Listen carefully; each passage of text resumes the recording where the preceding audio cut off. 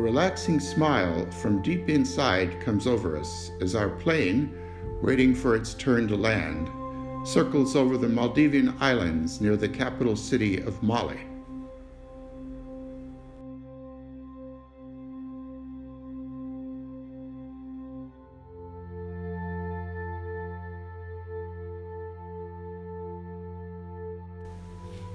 We lived and worked in Maldives at one time, so we're familiar with the pleasures it has on offer, though back then we rarely had a chance to enjoy more than twice-monthly day trips to a resort island. It's our first trip back to this tropical paradise in over 10 years, and we eagerly anticipate bathing our winter-chilled bodies in the salty surf and soaking up some equatorial rays.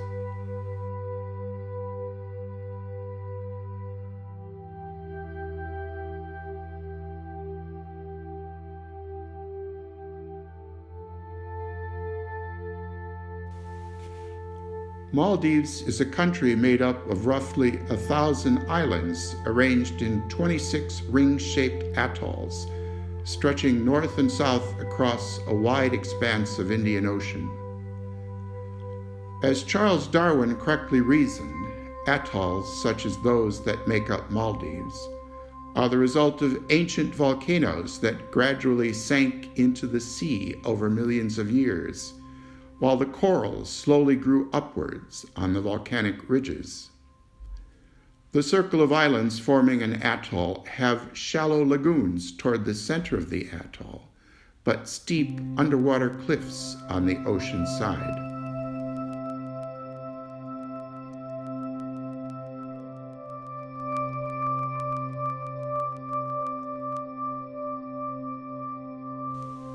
The warm, sunny climate with constant temperature of 28 to 30 degrees Celsius, crystal clear seas, white sand beaches framed by coconut palms, colorful coral reefs teeming with tropical fish, rank Maldives among the world's most seductive vacation destinations. No wonder that this place has over 100 luxury resorts like the one we are flying over now, many of them featuring overwater bungalows, while some have underwater rooms and restaurants. These resorts cost from $400 to $1,000 a night. For this trip, though, we'll be staying at a guest house on an inhabited island for about 1/5 the cost of even the cheapest resort. Landing at Hulamali Island, which is hardly bigger than the length of its airport runway, you might imagine you were making a water landing. But at the last moment, the land appears and you are there.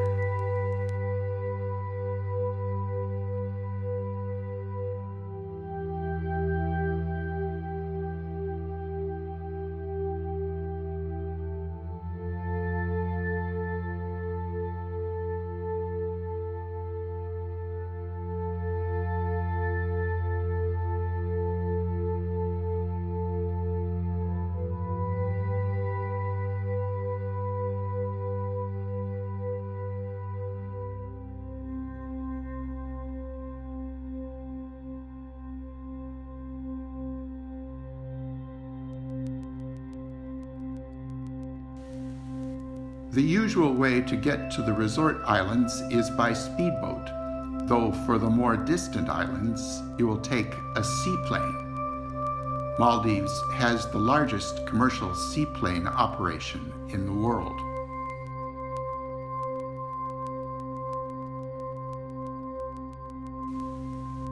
But if the island isn't too far away, you can take one of the older, slower boats called dhonie, like this one that's just arriving at the airport.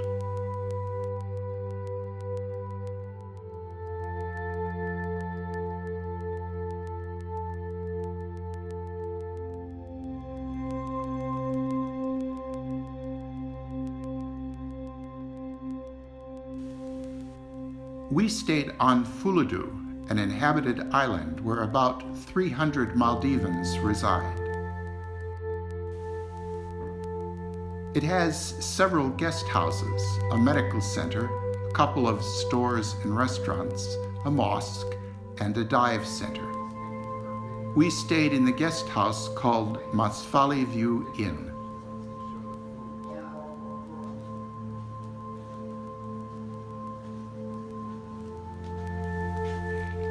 Our host, Rolf, was very friendly and hospitable.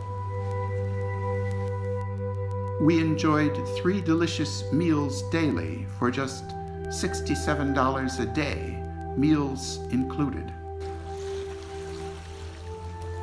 A small fenced-in beach is reserved for tourists, the only place on the island where women are allowed to wear bikinis, because Maldivian women swim fully clothed in this Muslim country.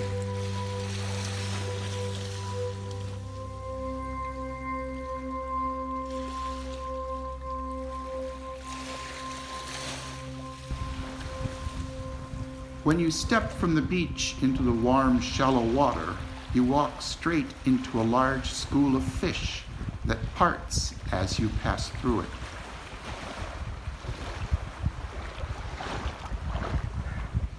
There are patches of corals here and there, with a few small fish darting about.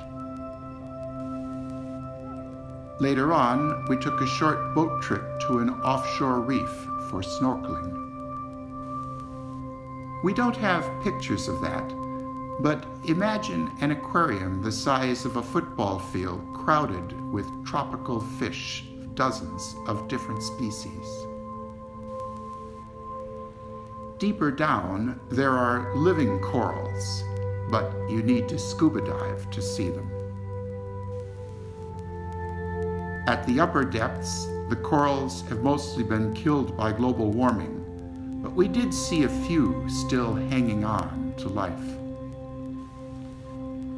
Here at the beach, we even spotted a moray eel slithering along a few meters away. If you look closely, you can see its light gray form sitting near the center of the picture.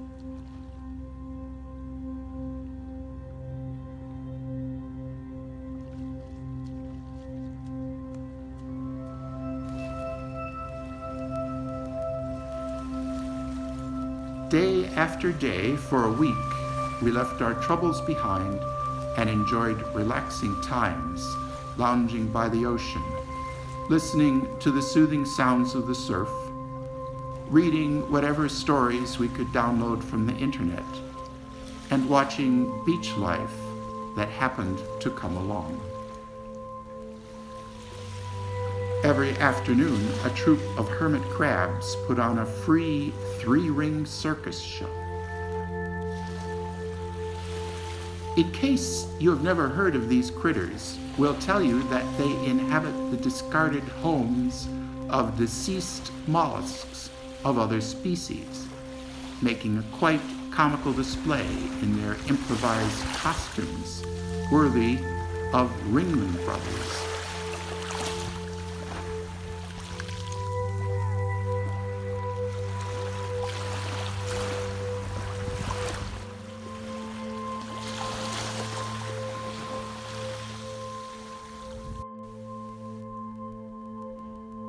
We went sunset fishing at the offshore reef with our hosts. They set anchor, then we dropped baited hooks and sinkers over the side and lowered them down some 20 meters to the bottom.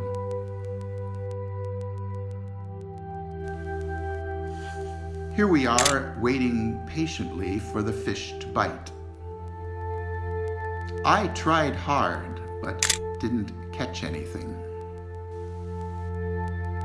It was a beautiful twilight on the water.